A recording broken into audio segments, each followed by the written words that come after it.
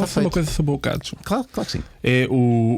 Essa história dos rapazes, do grupo de jovens que foge à peste, ou seja, à morte, e que de repente vão contar histórias, muitas delas, muitas vezes eróticas. Sim. São mesmo os dois polos da vida, que é a morte e o contrário da morte, que é fazeres bebés, ou pelo menos fingir que estamos a fazer. É. Não deixa de ser aqui um paralelismo engraçado. Olha, temos aqui muitas perguntas dos patronos. Vou tentar, neste espaço que ainda temos de conversa, fazê-las. São temas completamente díspares. Eu acho que isto é giro. É por isso que é sempre giro vir aqui ao Patreon, a nossa plataforma de apoio ao Maluco Beleza, porque os nossos estimados patronos acabam por levantar aqui questões que eu não me lembraria e que aqui o fluir da conversa jamais iria para esse lado. Então, deixa-me só fazer aqui um refresh rápido, um refreshment rápido aos comentários para ir já ao primeiro. Mas isto, entretanto, está um bocadinho lento. Porquê é que será?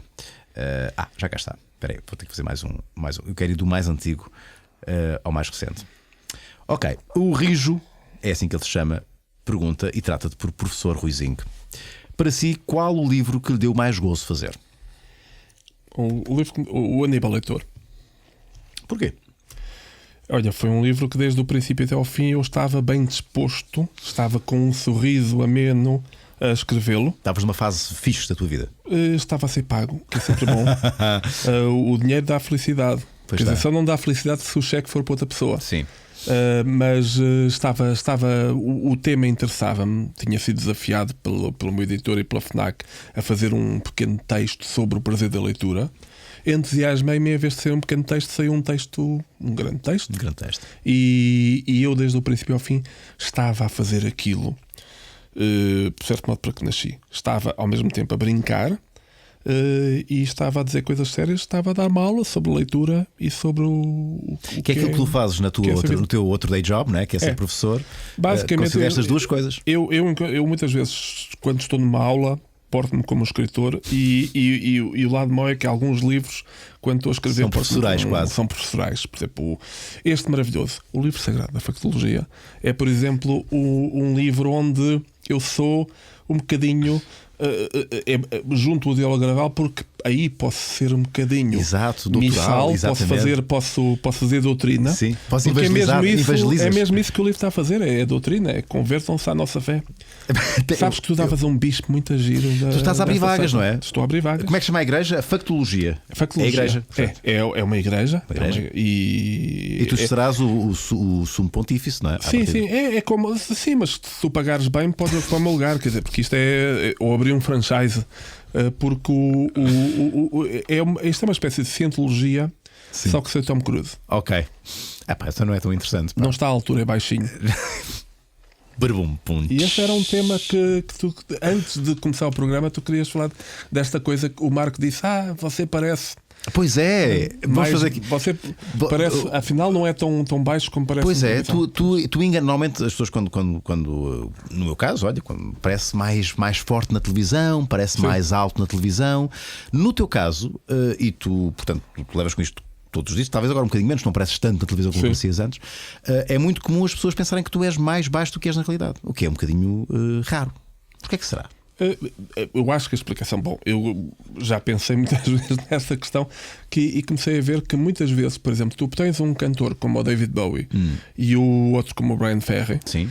O Brian Ferry canta com uma voz mais suave e parece um tipo mais tímido. O David Bowie era sempre um tipo afirmativo, como Leonard Cohen, tipos afirmativos que olham para a câmara de frente e olham para o público de frente. A diferença é que o Brian Ferry tem quase 1,90m.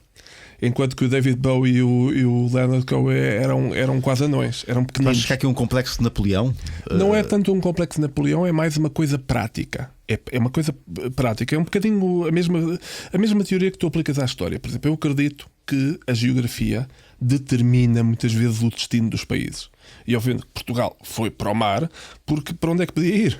Claro, só temos aquele lado. Portugal era o país que estava no cantinho, na periferia do campo de jogos dos outros meninos. Sim. E a certa altura, olha que remédio, vamos para o Atlântico. Sim. Porque os outros meninos não deixam brincar. E no caso aqui é uma questão técnica, quer dizer, tu és o teu corpo. Esta é a premissa. Tu és o teu corpo e o teu corpo determina muitas vezes o teu espírito. O teu corpo não é o teu espírito, mas o teu corpo reflete e determina e influencia. Os dois se influenciam mutuamente.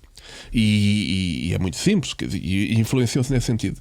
Um tipo baixo tem, a certa altura, primeiro, ele tem uma vantagem, que é pode olhar para os outros de frente, até pode levantar o queixo, a Napoleão, que não parece ameaçador. Sim. E habitua-se a projetar a voz, habitua-se com a voz, com a presença, com o carisma, a conseguir afirmar-se, no fundo.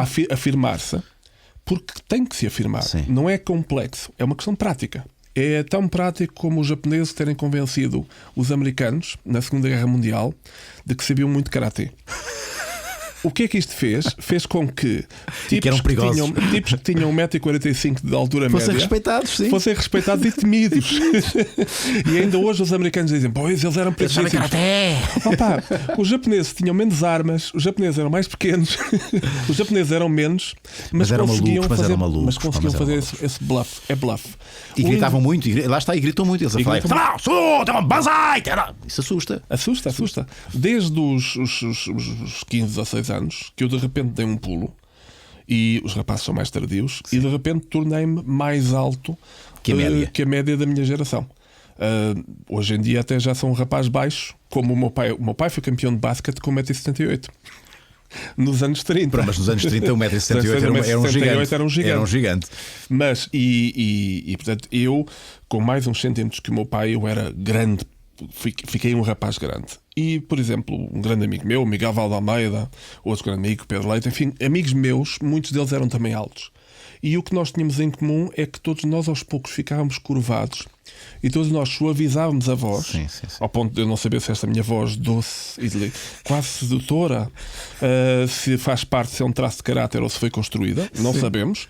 Mas porquê? Porque se nós andássemos como andam os tipos baixos, queixo erguido, olhando para a frente. Não socializavas? Não falámos com ninguém. Só com os vossos pares. E parecíamos sempre estar arrogantes, guarda-costas, gorilas. Portanto, o meu truque a partir dessa altura foi sempre fazer mais pequeno. Que engraçado. Foi sempre suavizar, e tu aí começas a curvar-te. Aliás, um grande risco das pessoas altas é ficarmos marrecos. É ganhar corcunda, pois.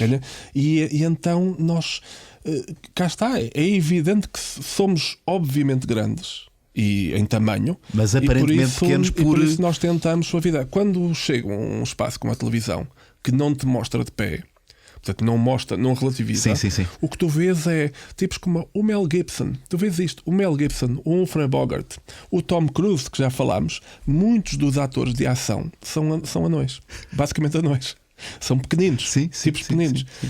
E os tipos maiores, quando chegam ao pequeno ecrã, quando chegam ao cinema, já não conseguem reproduzir. E como muitas vezes a câmara arranja um truque para pôr saltos altos e para os nivelar, não é? Então o tipo maior parece mesmo assim um pussycat, parece um nabo. Exatamente. Nunca tinha pensado nisso. Muito engraçado. Agora sim, vamos a algumas perguntas de rajada. Eu vou pedir ao teu poder de síntese, para tentarmos aqui responder ao máximo possível. Que não existe. São 5 ou 6. Mas a culpa também é minha. Eu também deixo-te levar. Mestre Buzz, ele faz 2 perguntas, mas vou apenas fazer uma, ok? Tem que ser uma por cada um. Hoje em dia, muitas das figuras públicas, quando chegam a uma certa idade, lançam um livro de memórias ou uma autobiografia que muitas das vezes nem é assim tão interessante. Será que se está a levar ao extremo o ditado plantar uma árvore, ter um filho e escrever um livro?